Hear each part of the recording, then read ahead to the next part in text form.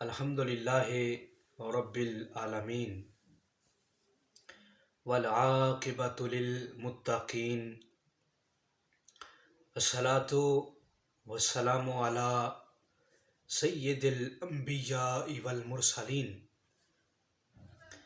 والحمد للہ رب العالمین اما بعد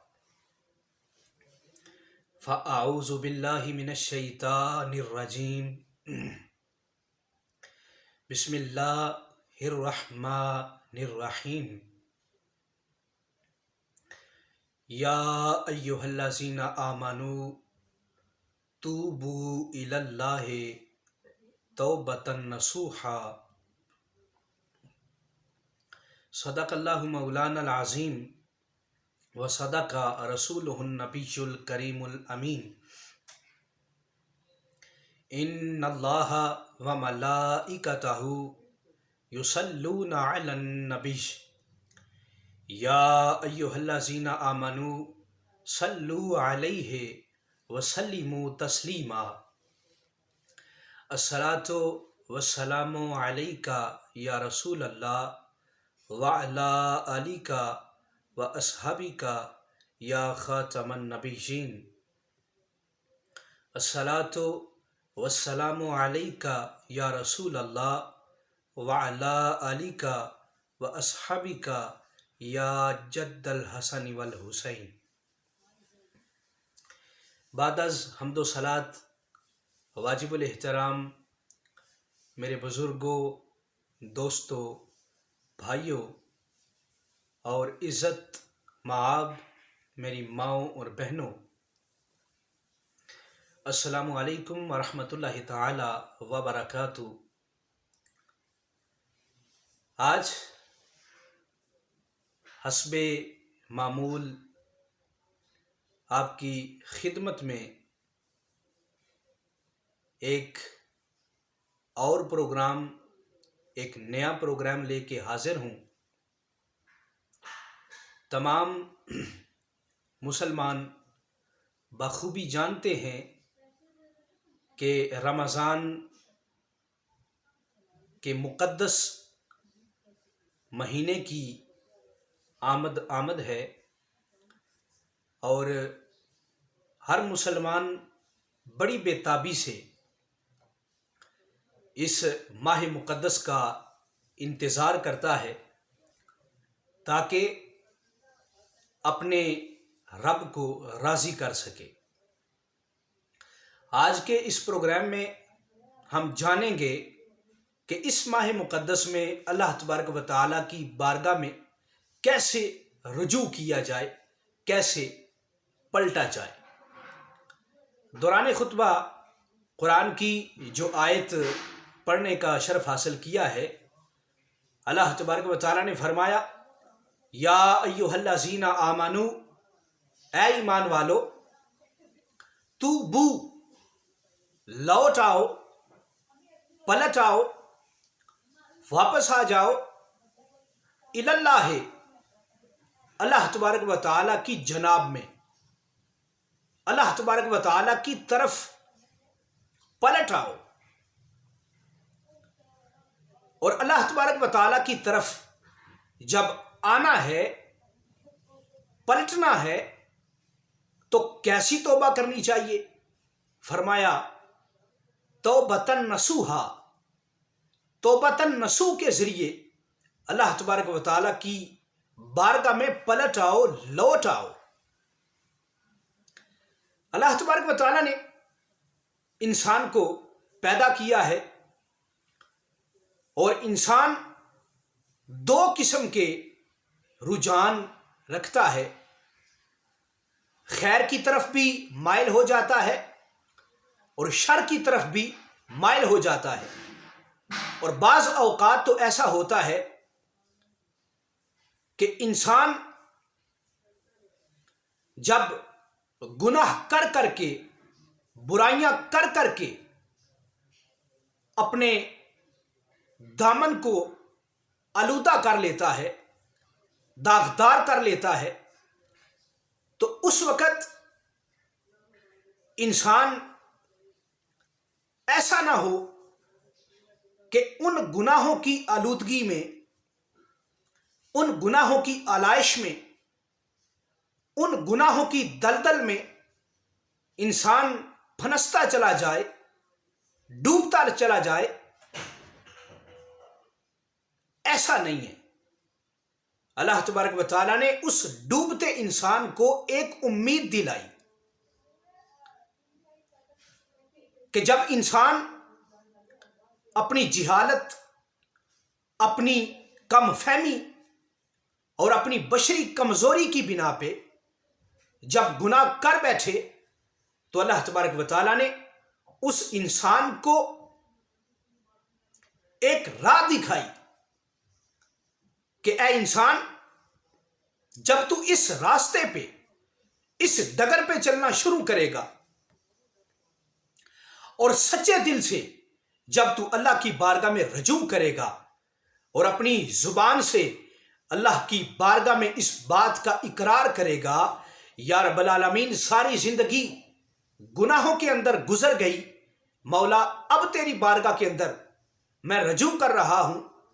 اب تیری بارگاہ کے اندر میں واپس آ گیا ہوں، رب العالمین میرے سارے گناہ معاف فرما دے، تو اللہ تبارک و تعالیٰ اس انسان کے گناہ معاف فرما دیتا ہے۔ جو آیت دوران خطبہ میں نے پڑھنے کا شرف حاصل کیا ہے، اس آیت میں جو ڈیمانڈ ہے، جو مطالبہ ہے، وہ توبۃ نصوح کا ہے۔ اور توبۃ نصوح کے بارے میں علماء کرام نے 22 یا 23 اقوال بیان فرمائے ہیں۔ سارے اقوال یہاں پہ بیان کرنا یہ طوالت کو دعوت دے گا، تو ان 22 یا 23 اقوال میں سے چند اقوال آپ کی خدمت میں پیش کرنے کا میں شرف حاصل کروں گا۔ سب سے پہلی بات یہ ہے کہ جو نصوحا کا لفظ ہے، اگر اس کے مادے کو دیکھا جائے اور یہ دیکھا جائے کہ یہ کہاں سے لیا گیا ہے، تو سب سے پہلا جو قول ہے علماء کا وہ یہ ہے کہ نصوحا کا لفظ اگر یہ اصل نا سے ہن سے ماخوذ ہو تو اس کا مطلب کیا بنے گا۔ اب ہم نے سمجھنا یہ ہے کہ اصل نا سے ہن کا مطلب کیا ہے۔ اصل نا سے ہن کا مطلب ہے خالص شہد۔ تو اگر نصوحا کا لفظ مانا جائے کہ یہ اصل نا سے ہن سے ماخوذ ہے، تو اس کا مطلب یہ بنے گا کہ جب انسان شہد اتارتا ہے تو جو ہی اس شہد کو چھتے سے نکالا جاتا ہے، تو چھتے سے نکالنے کے بعد وہ جو شہد ہے وہ قابل استعمال نہیں ہوتا، وہ لائق استعمال نہیں ہوتا۔ اس میں مختلف قسم کی آلائشیں موجود ہوتی ہیں، اس میں مکھیاں بھی ہوتی ہیں، اس میں پتے بھی ہوتے ہیں، اس میں گرد بھی ہوتی ہے، تو وہ شہد لائق استعمال نہیں ہوتا۔ جب اس شہد کو خالص کر لیا جاتا ہے تو پھر وہ استعمال کے قابل ہوتا ہے۔ تو اگر نصوحا کو اصل نا سے ہن سے لیا جائے تو مطلب یہ بنے گا کہ اے انسان، جب تو اللہ کی بارگاہ میں توبہ کرے تو تیری توبہ ہر قسم کے نفاق سے، ہر قسم کی کاہلی سے اور ہر قسم کی غفلت سے پاک ہونی چاہیے۔ تو جب تو ایسی توبہ کرے گا تو اللہ تبارک و تعالیٰ تیری بارگاہ، تیری توبہ کو اپنی بارگاہ بے کس پناہ کے اندر قبول فرما لے گا۔ یہ پہلا مطلب ہے۔ اور دوسرا مطلب کیا ہے کہ اگر نصوحا کے لفظ کو ماخوذ مانا جائے نصاحت الثوب سے، تو پھر اس کا مطلب کیا بنے گا۔ اب ہم نے سمجھنا یہ ہے کہ نصاحت الثوب کا کیا مطلب ہے۔ نصاحت الثوب کا مطلب ہے کہ پھٹے کپڑے کو رفو کرنا، پھٹے کپڑے کو پیوند لگانا، سینا اور اس طرح سی دینا کہ محسوس نہ ہو کہ یہ کپڑا پہلے پھٹا ہوا تھا۔ تو اگر نصوحا کو نصاحت الثوب سے لیا جائے، ماخوذ مانا جائے، تو مطلب یہ ہوگا کہ اے بندہ مومن، اللہ تبارک و تعالیٰ کی بارگاہ میں تیری توبہ نہ کرنے کی وجہ سے، گناہوں کی وجہ سے اور شر کی وجہ سے تیرے ایمان کا جو لباس ہے، تیرے ایمان کا جو پیراہن ہے، وہ تار تار ہو چکا تھا، تو آ اللہ کی بارگاہ میں توبتن نصوح کر، یعنی ایسی توبہ کر کہ جن گناہوں نے تیرے ایمان کے لباس کو تار تار کر دیا تھا، تیرا وہ ایمان کا لباس، تیرا وہ ایمان کا جو پیراہن ہے وہ دوبارہ سے رفع ہو جائے، دوبارہ سے اپنی پہلی حالت میں آ جائے۔ یہ دوسرا مطلب تھا۔ اور اس کا تیسرا مطلب کیا ہے؟ تیسرا مطلب یہ ہے کہ جو لفظ ہے نصوحا، یہ نصیحت سے ماخوذ ہے، یعنی اس کی اصل جو ہے وہ نصیحت ہے۔ یعنی اے انسان، اللہ تبارک و تعالیٰ کی بارگاہ کے اندر تو ایسی توبہ کر کہ تیرے کردار میں ایسی تبدیلی آ جائے، تیری سیرت میں ایسی تبدیلی آ جائے، تیرے اخلاق میں ایسی تبدیلی آ جائے کہ لوگ تیری ذات کے اندر ایک نصیحت کو لیں، تیری ذات کے اندر ایک نصیحت کو محسوس کریں۔ تو جب تیری ذات کے اندر لوگ ایک نصیحت کو محسوس کریں گے تو وہ تیرے کردار جیسا اپنا کردار بنانے کی کوشش کریں گے، تیرے اخلاق جیسا اپنا اخلاق بنانے کی کوشش کریں گے، اور تیرے بولنے کی طرح بولنے کو اڈاپٹ کریں گے۔ تو یہ نصوحا جو لفظ ہے، اگر ان تین معنی سے یہ ماخوذ سمجھا جائے تو پھر ہمارے سامنے رزلٹ آتا ہے کہ انسان کو ایسی توبہ کرنی چاہیے کہ جس طرح وہ شہد خالص ہے، پاک ہے ہر قسم کی آلائش سے، اسی طرح انسان کی توبہ بھی نفاق سے، کاہلی سے، غفلت سے پاک ہونی چاہیے اور خالص شہد کی طرح ہونی چاہیے۔ اور دوسرا، جب انسان توبہ کرے گا، سچی توبہ کرے گا اور نصوحا کو نصاحت الصواب سے ماخوذ مانا جائے گا تو پھر اس کا مطلب ہوگا کہ اے انسان ایسی توبہ کر کہ تیرے ایمان کا لباس گناہوں نے تار تار کر دیا ہے، تیرے ایمان کا لباس پھاڑ کے رکھ دیا ہے گناہوں نے۔ تو اللہ تبارک و تعالیٰ کی بارگاہ میں ایسی توبہ کر کہ تیرے ایمان کا لباس دوبارہ سے رفع ہو جائے، تیرے ایمان کا لباس دوبارہ سے سل جائے، تیرے ایمان کے لباس پہ جو جگہ جگہ پھٹن تھی وہ پھٹن دوبارہ سے رفع ہو جائے، اور پھر انسان توبہ کرنے کے بعد ایسا با کردار ہو جائے، با اخلاق ہو جائے کہ لوگوں کے لیے تیری زندگی ایک نمونہ بن کے ابھرے اور تیری زندگی سے لوگ اپنی زندگی سنوارنا شروع کر دیں۔ یہ چند معنی تھے لغوی اعتبار سے توبۃ النصوح کا، یہ مطلب تھا۔ لیکن آئیں اب توبۃ النصوح کا مفہوم حضور نبی کریم صلی اللہ علیہ وآلہ وسلم کی زبانی سمجھنے کی کوشش کرتے ہیں کہ میرے آقا علیہ الصلوۃ والسلام نے اپنی وما ینطق عن الہوا ان ہوا الا وحی یوحا کی خوبصورت، سونی اور مٹھڑی زبان سے جو توبۃ النصوح کا مفہوم بیان کیا ہے وہ کیا ہے۔ حضور علیہ الصلوۃ والسلام کے تمام اصحاب ہمارے لیے قابل احترام ہیں، لیکن حضور علیہ الصلوۃ والسلام کے ایک صحابی حضرت معاذ بن جبل بڑے جلیل القدر صحابی ہیں۔ آپ نے ایک دن حضور علیہ الصلوۃ والسلام کی بارگاہ کے اندر سوال کیا، یا رسول اللہ مت توبۃ النصوح، قرآن کے اندر توبۃ النصوح کا ذکر ہے، یا رسول اللہ یہ توبۃ النصوح ہے کیا؟ تو میرے آقا علیہ الصلوۃ والسلام نے جس خوبصورت انداز میں توبۃ النصوح کو ایکسپلین کیا اس کی مثال نہیں ملتی۔ میرے آقا علیہ الصلوۃ والسلام نے فرمایا، اے معاذ، توبۃ النصوح یہ ہے کہ ان یندم العبد علی الذنب الذی اصاب، کہ انسان اپنے ان گناہوں پہ نادم ہو جائے، شرمندہ ہو جائے، انسان شرمساری محسوس کرے اس گناہ پہ جو انسان سے صادر ہوا ہے۔ یعنی توبۃ النصوح کی شرائط بیان فرمائی کہ سب سے پہلی شرط یہ ہے کہ انسان نادم ہو جائے، شرمندہ ہو جائے اس گناہ پہ جو انسان نے کیا ہے،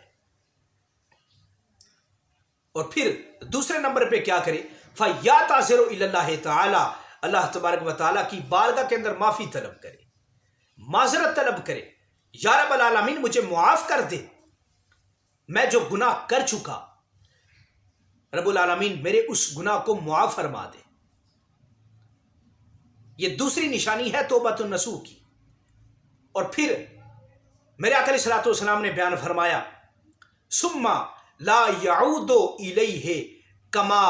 لا یعود اللبن الی الدرع۔ میرے آقا علیہ الصلوۃ والسلام نے مثال کے ذریعے بیان فرمایا کہ توبۃ النصوح یہ ہے کہ اس کی طرف انسان کا لوٹنا اس قدر محال ہو جائے، یعنی جو گناہ انسان کر رہا تھا یا جو گناہ انسان نے کیے تھے، جب ان سے توبہ کر لے تو توبہ کرنے کے بعد ان گناہوں کی طرف انسان کا لوٹ جانا اس طرح مشکل ہو جائے، اس طرح محال ہو جائے کہ جس طرح دویا دودھ واپس کھیری میں لوٹایا جانا محال ہے۔ اس مثال کو میں مزید ایکسپلین کروں گا۔ ایک انسان ہے جس نے بھینس پالی ہوئی ہے یا گائے اس نے اپنی ضرورت کے لیے رکھی ہوئی ہے۔ جب انسان گائے کا یا بھینس کا دودھ دوتا ہے تو اسے نفع حاصل کرتا ہے۔ ایک دن ایسا ہوا کہ جس انسان نے بھینس پالی ہوئی تھی وہ شام کو سارا دودھ دو کے اپنے گھر لے جاتا تھا۔ ایک دن ایسا ہوا اس کی زوجہ گھر پہ نہیں ہے، اس کے بچے گھر پہ نہیں ہیں، تو انسان نے وہ 10 کلو یا 15 کلو یا 20 کلو دودھ دو لیا۔ اب دو لینے کے بعد انسان کو خیال آیا کہ آج جو 10 کلو دودھ ہے یا 5 کلو دودھ ہے یہ استعمال نہیں ہو سکے گا، اس لیے کہ میری بیوی گھر کے اندر موجود نہیں، میرے بچے گھر کے اندر موجود نہیں، تو کیوں نہ اس طرح کیا جائے کہ یہ جو 5 کلو دودھ ہے 2 کلو دودھ اس میں سے اپنی ضرورت کے لیے رکھ لیا جائے اور 3 کلو دودھ جو میں دو چکا ہوں اسے واپس تھنوں کے ذریعے کھیری میں لوٹا دیا جائے، تاکہ جب میری بیوی گھر کو واپس آئے، میرے بچے گھر کو واپس آئیں تو پھر اس دودھ کو دو لیا جائے گا اور استعمال کر لیا جائے گا۔ لیکن کبھی بھی ایسا نہیں ہوا، حتیٰ کہ اگر کوئی انسان ایسا عمل کرنا بھی چاہے تو نہیں کر سکتا، کیونکہ تھنوں کے ذریعے دوبارہ دودھ کھیری میں لوٹانا بہت مشکل ہے، محال ہے۔ سرکار نے کتنی خوبصورت مثال بیان فرمائی، فرمایا جس گناہ سے انسان توبہ کر رہا ہے اس گناہ کی طرف انسان کا لوٹنا پلٹنا ایسے ہی مشکل ہو جائے جیسے دوئے دودھ کا واپس کھیری میں لٹایا جانا مشکل ہے۔ تو توبۃ النصوح کا جو مفہوم ہے وہ یہ ہے کہ انسان گناہ سے ایسی توبہ کرے، ایسی توبہ کرے، ایسی توبہ کرے کہ پھر ساری زندگی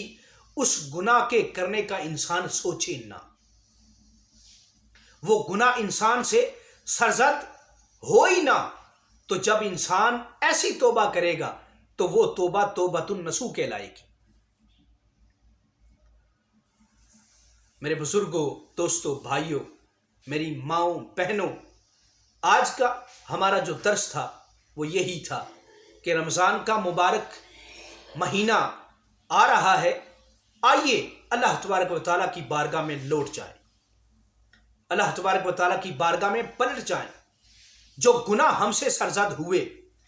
ان گناہوں کی معافی مانگ لیں۔ پورے 30 دن اللہ تبارک و تعالیٰ رحمت بھی تقسیم کرتا ہے، بخشش بھی تقسیم کرتا ہے، جہنم سے